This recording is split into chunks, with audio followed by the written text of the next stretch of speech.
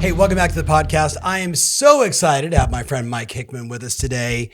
Listen to this. If you are a leader, a CEO, an entrepreneur, a manager, 6 offices, 437 agents, #1 in 21 different zip codes in Orange County, California for listing sold or buyer sold or buyer sales or volume, just a dominant company, sub $3 billion in volume, plus 2 escrow companies, a property management company, a lending JV, which is running another business, an insurance company, an NHD company, and 2 home warranty MSAs. Mike, some people would say you have a lot on your plate. Not really. Not really. We're going to have to unpack that.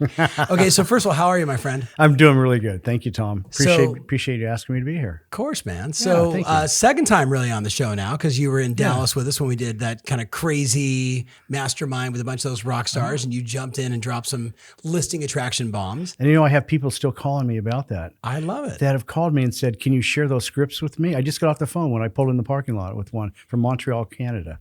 See that? 2 young guys. Yeah. For the person listening right now, you're doing lots of podcasts and video stuff. Right. Everyone out there needs to be doing this because the reach is tremendous. It is tremendous. It really is. And it's useful too, because for them, it rose some, it brought some questions to the surface they really wanted to ask. Yeah. And ordinarily in front of an audience, they would have never asked those questions. Yeah. And they shied away from them.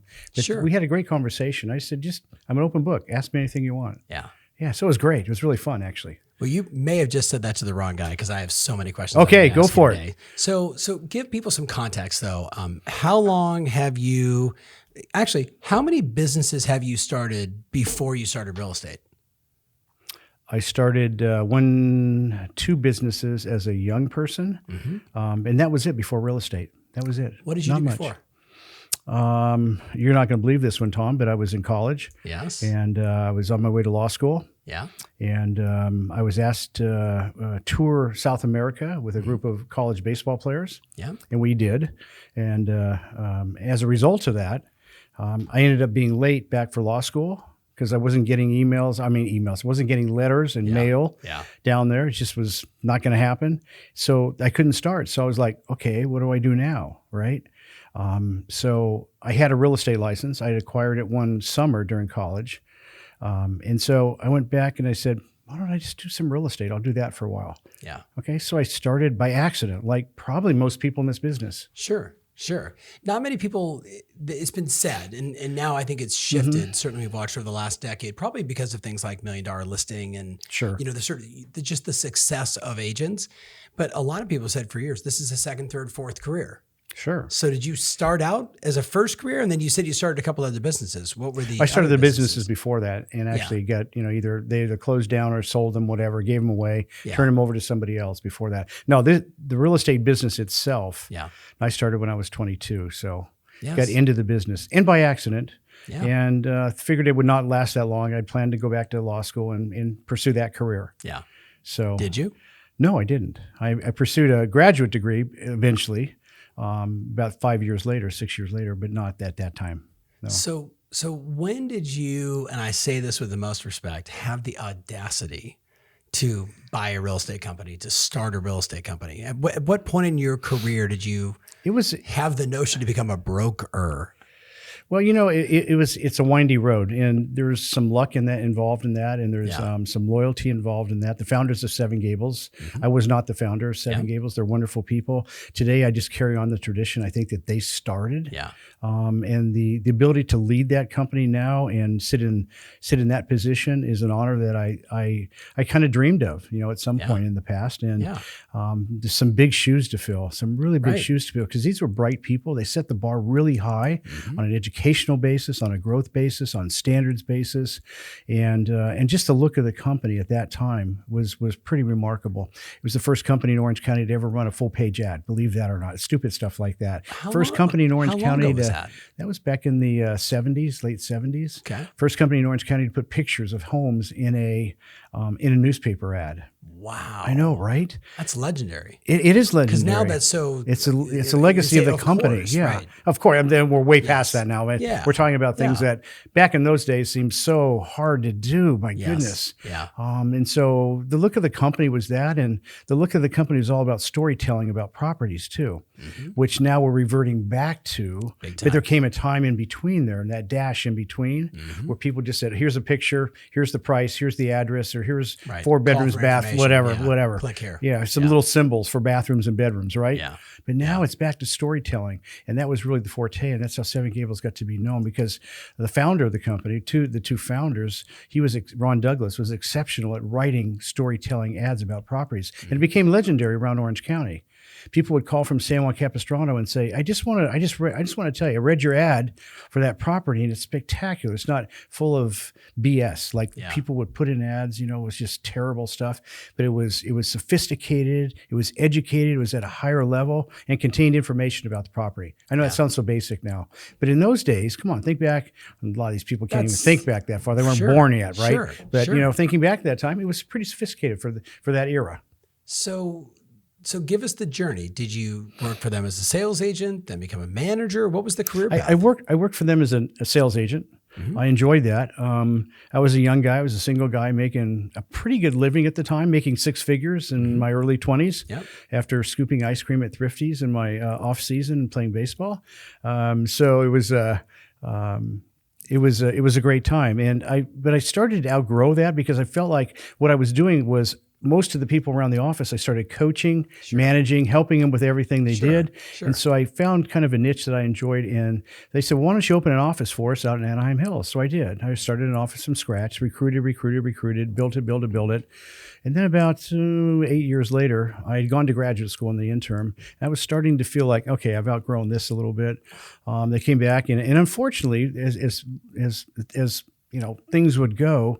One of the founders, the wife, Bobby, came down with dementia and Alzheimer's. Really a sad time at a very young age, by the way, 52 years old. I mean, come on, you're going to be, you're not that far away from that age, right? Yeah. Think of that. And in 5 years, the doctor said in 5 years, she'll probably not live past that. And almost to the day, she passed away 5 years later.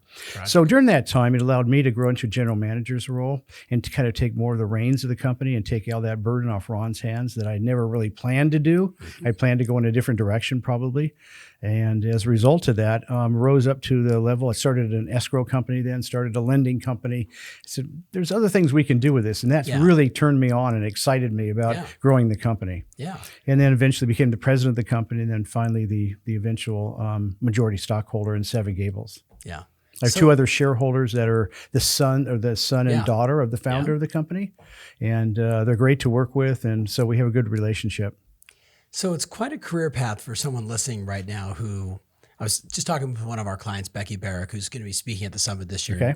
And she's like, if you would have told me at 20, I would be where I am today, just turning 40, I would have thought you were insane, Tom. She's like, but you kind of helped me predict where I was going to be. So when you were young and in your 20s and selling and then going to management and management as general manager, did you see a clear career path to one day being CEO and owner of the company? Like, was there that target for you, or you just head down ball player focused? No, it was more than that, I think, Tom. It was a big picture view, yes, in some ways. But I think for me, it was a case of I knew I had the ability. Yeah. I just had to find the right time to exert that ability. Yeah. And I think that's what worked well for me.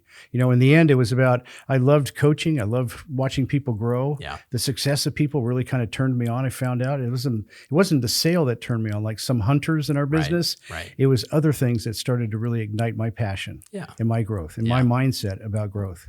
So we were talking about this before we started. How many recessions have you worked through now? Well, should we be in a recession? So let's assume that we may go into one. This would be number 5. Yeah. So I don't know. I think it's day 33. It could be. Everybody's afraid to say the R word. I know. Like, let's not change the definition. Yeah, the definition is still 2, quarters of the GDP go the wrong direction. That's right. We're in a recession. I don't care what anybody says. Call it whatever you want. I agree with you. If you get offended by that, you need to, read the definition of a recession. All right. So you've been through what? 4, 5? Four recessions. Yeah. Which one was the hardest? I think without a doubt, probably 2008. Yeah. But that really started in 2006. Yeah. I started noticing, because I keep track of a lot of information, statistical data, and I started noticing the months of inventory starting to increase at a rapid pace. Right. And so I did things like shut down our mortgage banking line. I just felt like loans were going in the wrong direction when people were getting loans that shouldn't be getting loans. Yep. And just the whole machination of loans and everything that was taking place. So we prepared a little bit. We started reducing expenses, and we started educating our agents more. And I knew that one of my strengths was crisis management and being able to keep people afloat and talking to them and guiding them through what would be ultimately the Great Recession.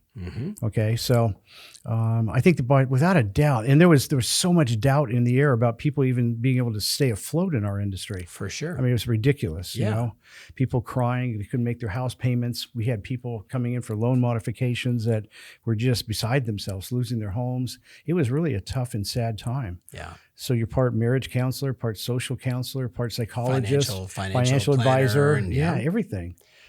So when you reflect back on that, compared to, many people, you and I worked through that time. I was in 2006 running around the country telling people, get rid of your second home, get rid of your second car, right? Save your cash, pay off all your, just trying to, it was just so obvious, right?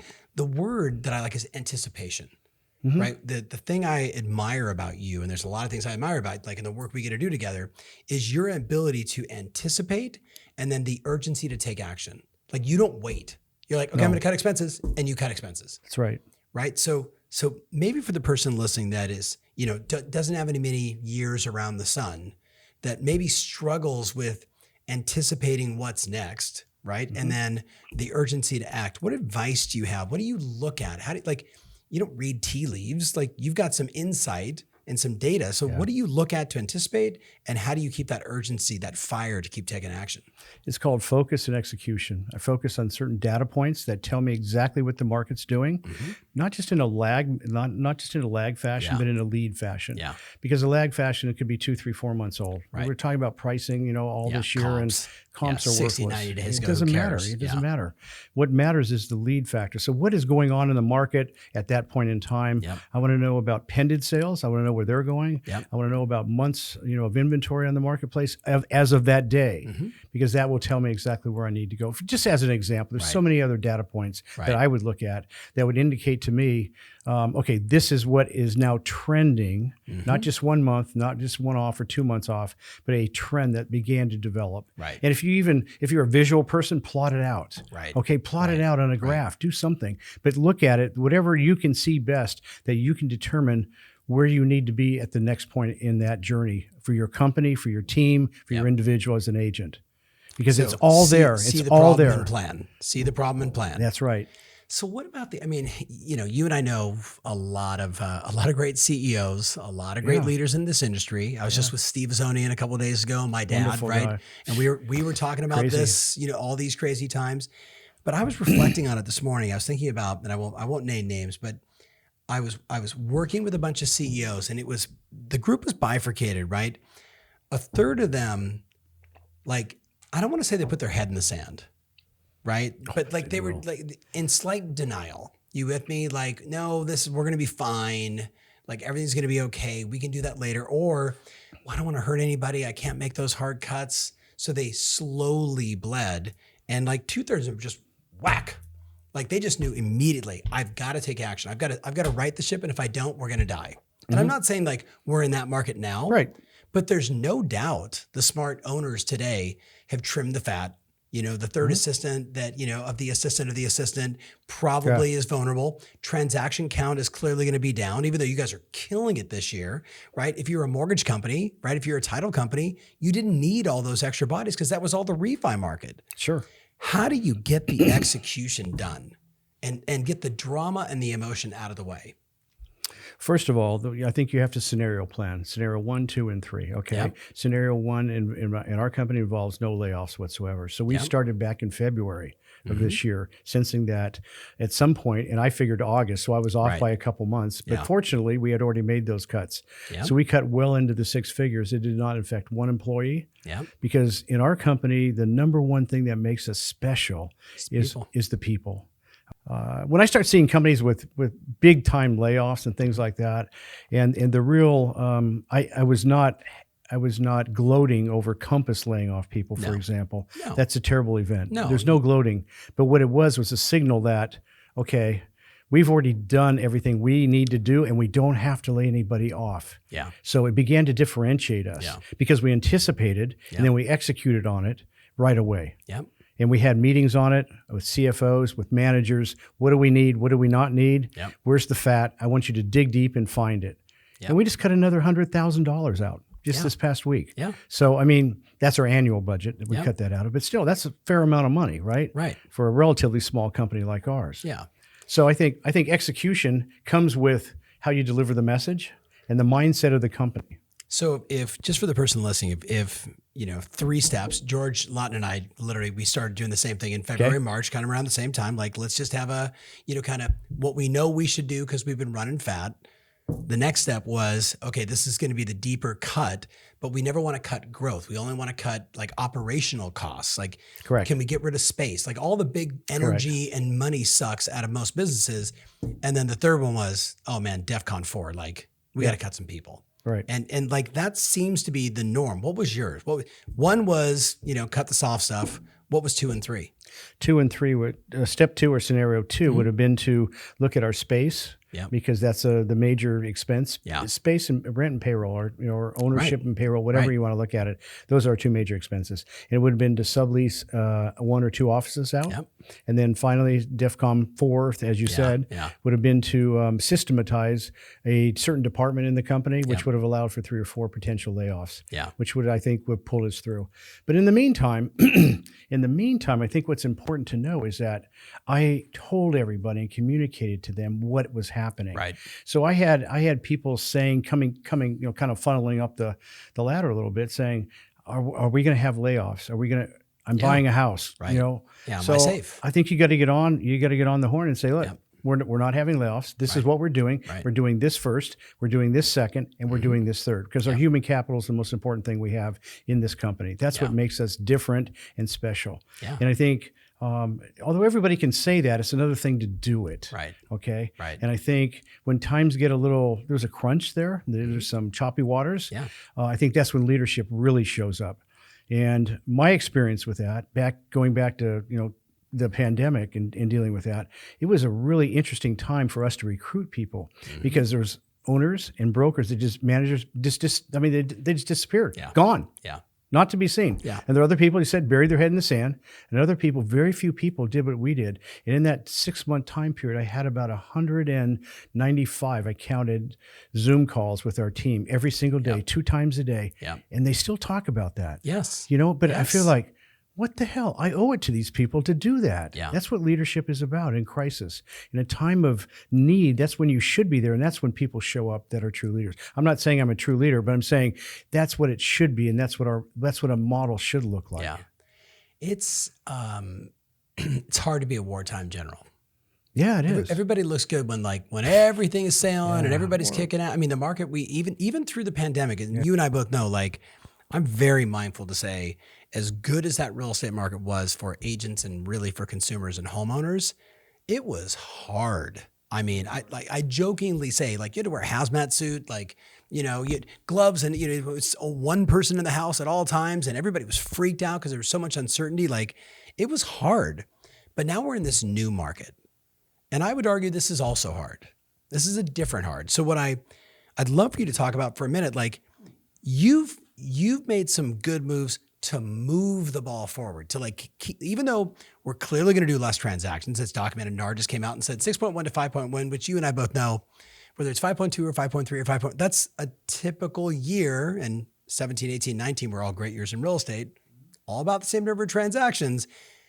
But you got to make some power moves. You got to push your people forward. So what are some of the things you're doing to get your agent, as we make cuts and make adjustments, what are you doing to get the agents more active? Well, when I assess a situation, the first thing I look at is mindset. Okay, so you've got to lay the context or the foundation for going forward with any kind of a strategy or anything, right? And people talk about culture, but you really can't talk about that because it's it's an intangible. You know it's there, you feel it, but that doesn't cut it. It's really about a mindset that you have that permeates the entire company. And that mindset became a growth mindset versus a fixed mindset. We can be scared and be fearful. But the one thing I knew I had to do was to be certain about the future. Right. And certainty provides clarity, and clarity takes away, usually, at least minimizes fear. Right. When people know exactly where you're going, they'll follow you. But when they get fuzzy and the story gets a little fuzzy, it confuses people. And in a time of, I don't want to say crisis, but in a time of uncertainty, they want to know where you're going with the company. They want to know what's going on. And it became really clear to me what I had to do. So I talk about it continually as the Chief Repetition Officer, the CRO. The Chief Repetition. Stealing that. Hashtag. So I threw that in on you. Hashtag new title. I know, right? New title. So over communication, clearly, hey, this is where we're going. This is what we're doing. But you have a large agent base, 437 agents, and your per person productivity is like through the roof. Did you drive any competitions? Tell them about the mastermind you're doing as an example. Well, as obviously I get the ideas from working with you.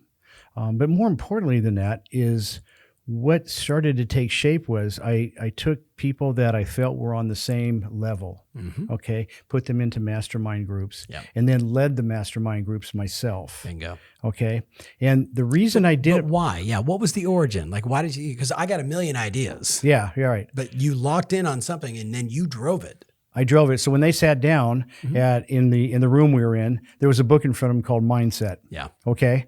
And then I showed them what the book was about by illustrating different behaviors. Yeah. Different mindsets, what it's about, and why in this particular market we're in, it's so important that your mindset, I know it's going to float back and forth, right? Yeah. Between fixed and growth, but it's so important that you favor growth mindset. Yeah. It's really super important you do that. How do you define it for the person listening right now? Dr. Carol Dweck's book I've talked about a million times. How do you define it? So when I talk about, I don't get into the technical terms. I'm not a psychologist, right? But what I can tell you is that it's incremental growth and learning over a sustained period of time. Yeah. Okay. Taking your job seriously and trying to get better at your craft. Okay. Not assuming that you're already there. It's not based on, I was born with intelligence or I was born with certain behaviors or certain skills. It's not that. It's on the belief that you can take anything you have and grow and be better at what you're doing, and especially small incremental steps with it. And that's how I coach people too. Versus the fixed mindset. The fixed mindset would say, I either have brains or I don't. Okay. Johnny, you did a great job. You're the best. You're the best. You're the best. But then the process to get to the best begins to fade as people get older. That's what happens with, there's a portion of the book on parenting. Right. And it's so true. It's remarkably true about athletes like Michael Jordan, cut from his high school basketball team, the greatest athlete of the 21st century, or the 20th century. Sorry about that. My goodness, number one athlete. He was cut from his high school basketball team, and his mother said, well, get your ass back to work, buddy, and go to work and get better at what you do. Every day you go out and get better at something that you're going to do. And lo and behold, the rest is history. We don't have to talk about that. So you set this book in front of, you did a couple of different cohorts of your agent population. Yeah, I did. I broke them into 4 different groups, right? That I thought they would be most similar, that they would get the most out of it. And plus they weren't in competition with one another. Okay. I think that's a key too. Yeah. Because we cover parts of Orange County where they could be, but I separated them out so that they could share ideas, ask them to trust and trust me, that they would remain confidential. Yes. Okay, whatever we talk about stays here in this room, whatever happens in Vegas, that kind of a thing. You know what I'm talking about. Or in Tustin. Yeah, in Tustin, wherever we were. We're in Irvine or somewhere. But so I think that's really important. And they began to share. For sure. And when they began to share, then it was easy to facilitate it once we broke the ice. Right. And I think that's really important because we've got to get past this notion of being fearful what's in front of us. Yeah. Okay, and embrace the fact that change is progress. And progress means you get to change and get better at what you're doing, but you have to up your game in your craft. Bingo. And there's ways to learn in it. There's ways with coaching. There's ways with reading. There's ways to just do some research online and get better at it and then commit to it, right? Where could you go to get tuned up, to get your mindset right, to get an unlimited number of marketing and lead generation strategies to win even more listings? The answer, my friend, is obvious. The Success Summit in Dallas, August 23rd through the 25th. If you want to be surrounded by thousands of like-minded individuals that are not buying into the noise, but instead staying mentally tough and most importantly, earning the money that they desire, then you need to join us. So to make your reservation, just go to tomferry.com/summit. Make sure you put in the promo code SUMMIT15, that's SUMMIT15, to get 15% off your ticket. So make your reservation and let's get back to the show. So you're doing these masterminds and you're like think tanks, idea exchanges. Yeah. What did you see happening? Like maybe the person that's listening is managing an office right now and they're like, okay, I want to do that. Like what was the end result that you saw that you were like, oh, that was a good idea. I need to continue doing this. Give them a little future to live into. It was really interesting because one group that had some top agents in it, these are 100 million plus a year people, said, I just want to have a balanced life. Right. They weren't about production. They were about more life issues. So the coaching and direction with that for me became more supportive than directive. Yes. Okay. So, and then there's another group that was like, I'm struggling with this and I might need some help in that. So it becomes more directive.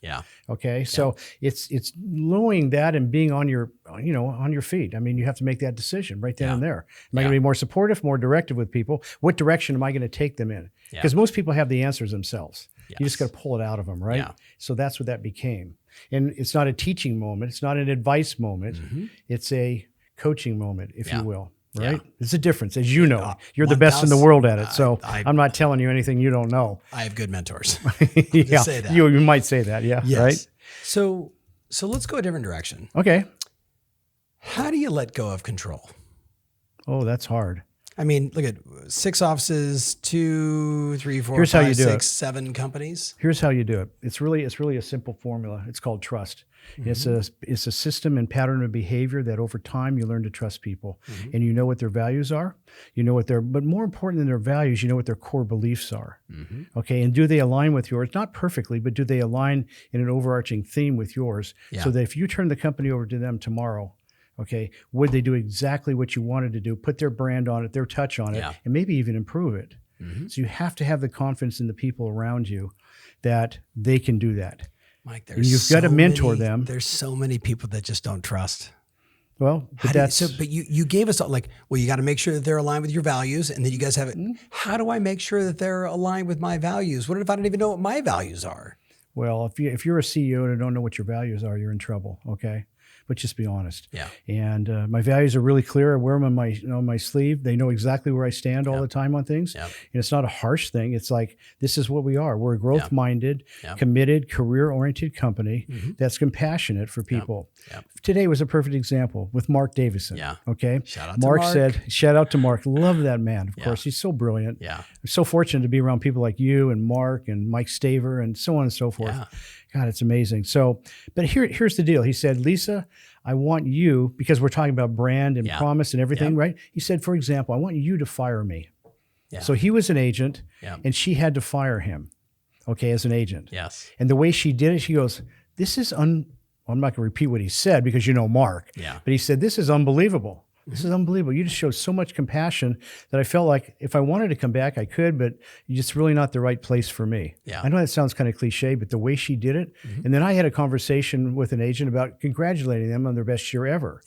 And where I went to with that was a place that was exactly like Lisa. So the values were aligned and the belief system was aligned about compassion, about, hey, we're showing compassion by firing you, basically, because we're cutting you loose. And 9 times out of 10, people say, thank you. When it's all done, right?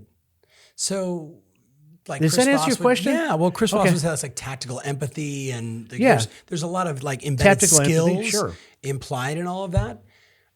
So the question was, how do you let go of control? And I mean, I struggle with it. My wife struggles with it. I know you struggle with it. Yeah. And we surround ourselves with these brilliant people. Can we ever be CEO and get away from the business? No, I don't think you can. Because no matter what I do, I can't let go of the control. Yeah. But the control is a different control, though. Yeah. I have to unpack that a little bit. The control that I used to have was on daily operations and other things. The control now is on values, on core beliefs, and the vision of the company. It's a different kind of control. Yeah. That I won't let go of. Yeah. And you can't, or most people can't either and won't. No. Because that's really the guiding light for the company.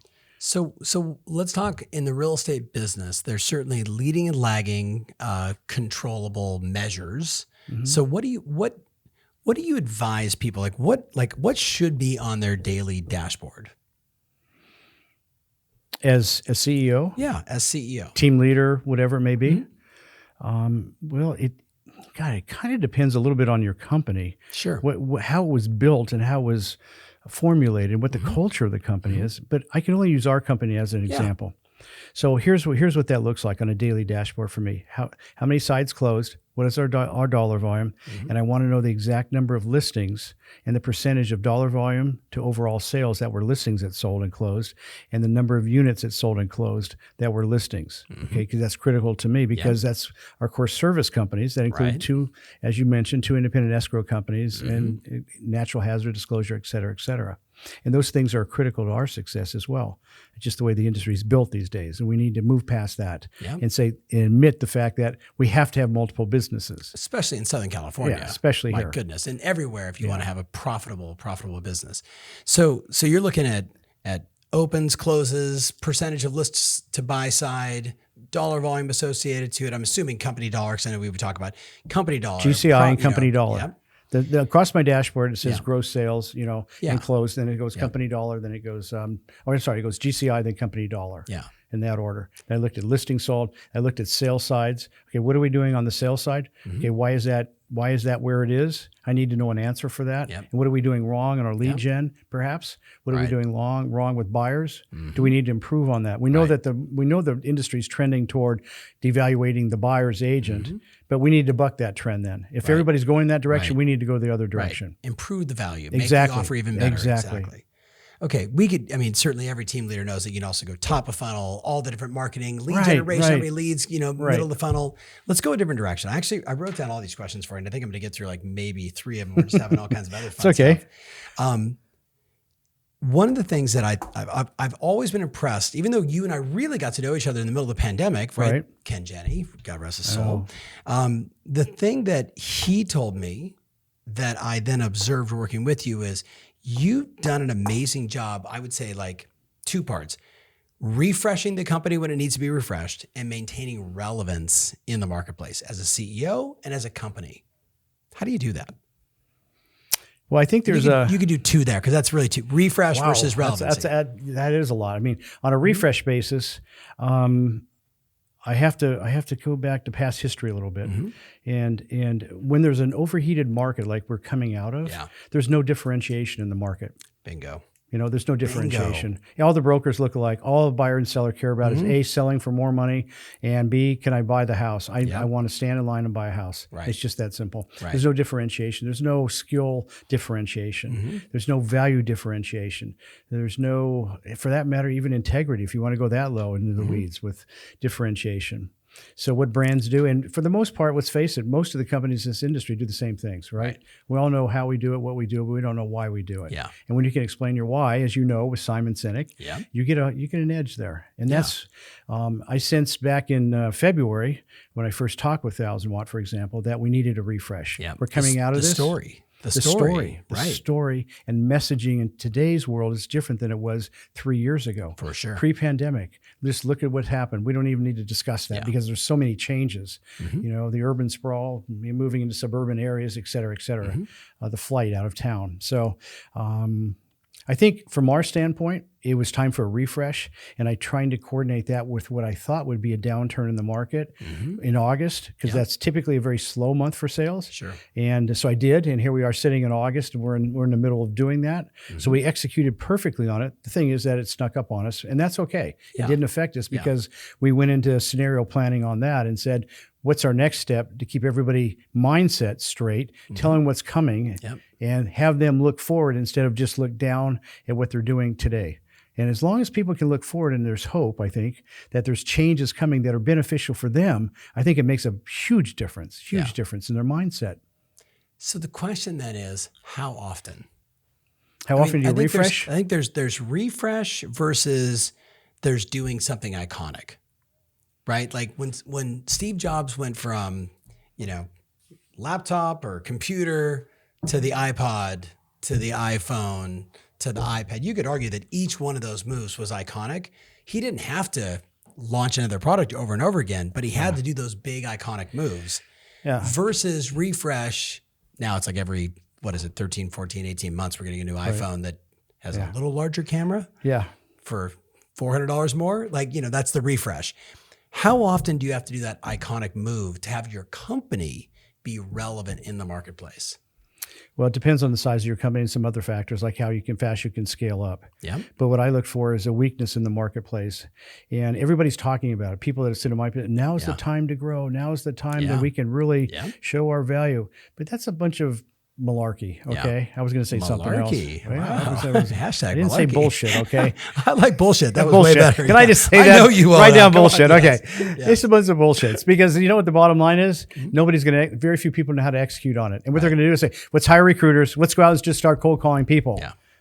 That doesn't work. Got to be a little more tactical. That doesn't work for us. So I see this time as an iconic time because I think we can grow, we can absorb other companies, we can consolidate in this industry, and more importantly, I think we can take in the right people that are looking for change because their companies aren't delivering it. All I can do is look at their sales, I can look at their units, I can look at their volume and say something's wrong in that company. And there's several of them in Orange County like that, down 40% in units sold. Yeah. You would know these names. Yes. Yeah. They're right here in Orange County. And down 39% in volume. Right. They can't sustain themselves with the kind of rent they pay on the space where they're located. Right. So, let alone their commission splits. Their commission splits and everything else. Yeah. It's like a disaster formula. So formula for disaster, whatever. But the bottom line is that you have to anticipate that and know that in a weak market, like you said I saw that on your board, strong markets make weak agents.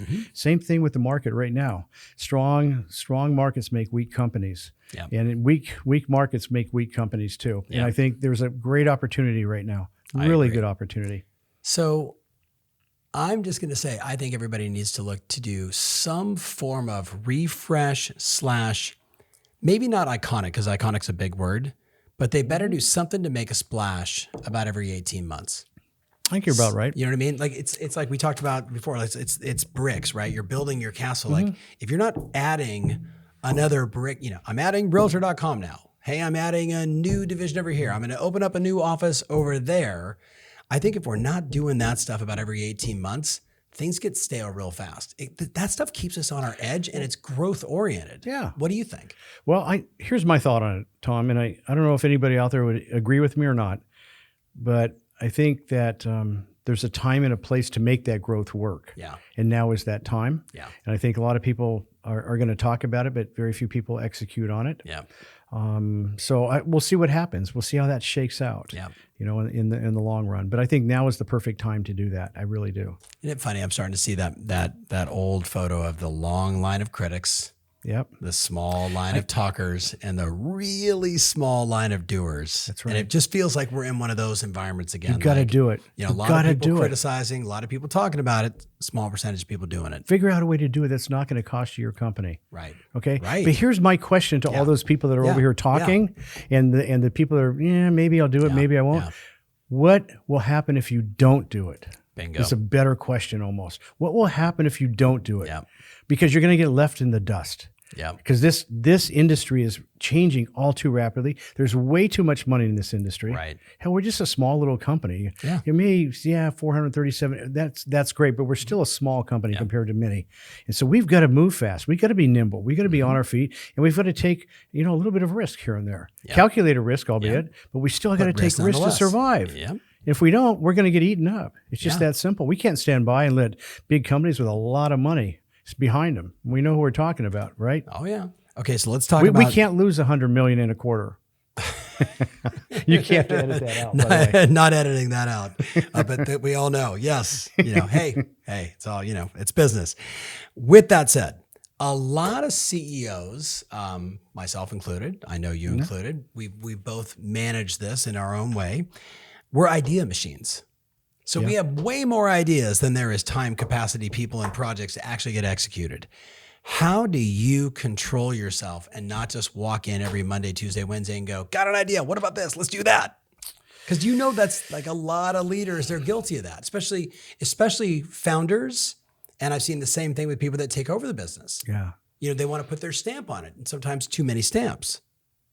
I'm not guilty of it at all. I'm lying. I'm just kidding. I know you're lying, just CEO to CEO. How do you do it? You know, I have to tell you, I get a pretty good team behind me. Yeah. And they have operation meetings once a week or once every 2 weeks, I think it is. And they'll take my ideas and kind of, ransack them. Mm-hmm. They'll go through them. They'll look at them and they'll come back. No, that won't work. Yeah. We can't scale up. We can't do that. We tested that. That won't work. Yep. But here's one good idea that came from that. Yeah. So I think I'm gonna send that back to my team and say, they keep me in line. I think that's it. Yeah. And my ideas, I think, like you, probably the weirdest, like in the middle of the night. I'll have to get up and write down a damn idea. Sure. It's like, for sure. Like, this is crazy. I'm sitting up in the dark with a computer on at 3 o'clock in the morning, writing ideas down, right? Yep. Because something just came to you and it woke you up, or something early in the morning when you're reading, right? Oh, and you've got to jot it down. And then you send an email, right? Yeah. Here it is. What do you guys think? But did you learn? He's at it again. Yeah. Did you learn in your career, or did your team, like my team, just like, no. They're telling me no. That's right. And I'm like, K-N-O-W? They're like, N-O. No, N-O. It doesn't have a K in it. I have another idea. We should do another show. They're like, take a breather. Yeah. Right? Because we're entrepreneurs are idea machines. Yeah. That's our gift and our curse. Yes. But if you don't surround yourself with people that are willing to say no, or not at this time, or what do you want us to stop doing that we haven't finished that you were excited about 120 days ago? Mm-hmm. And you're like, oh.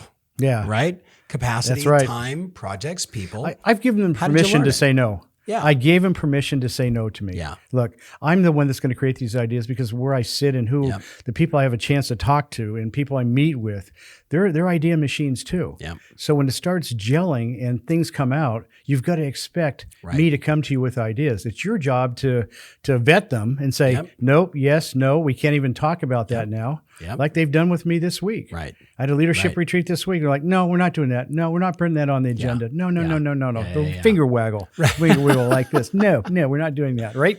But isn't that empowering? I know for some leaders it drives them nuts, and for some entrepreneurs I don't mind at all. Yeah, because they have a sense they're on the pulse of the business. Right. They know what's going on, and they all have good values. They're lined up. They're intelligent. Yep. Super intelligent group of leadership people I have. Yeah. And that's what I love most about this. Besides the agents in the company and our team. Yeah. Second most is the leadership team we have. So they're not afraid to say no. They're not afraid. I openly challenge them to criticize. Yep. If you're going to say yes to everything, I don't want you to work here, because we're never going to make any progress. Yeah. I can make some progress, but if 8 of us all agree on something and we have a good idea, we're going to make a hell of a lot more progress than just one person. Okay. Unpack that, because we see that a lot. Like this iconic idea, you're super passionate about it, but I just fundamentally believe my experience has been, if it's not their idea, or I don't get consensus on the idea, buying in, like we're all in this together, pinky promise, we're all going to make it work.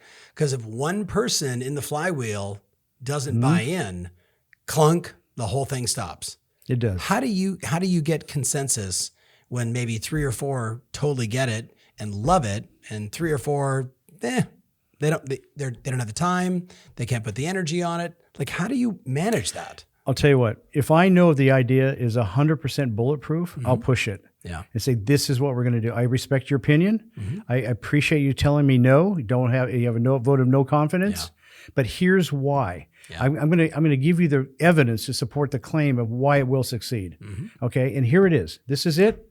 If you don't like it, I totally understand. But here's what I need from you. Yeah. I need you to buy in with me and at least do your part. Yeah. And if I'm wrong, I'm wrong. But if you're wrong, I'm not going to even call you on it. And I'm never one of that person who goes, I told you so.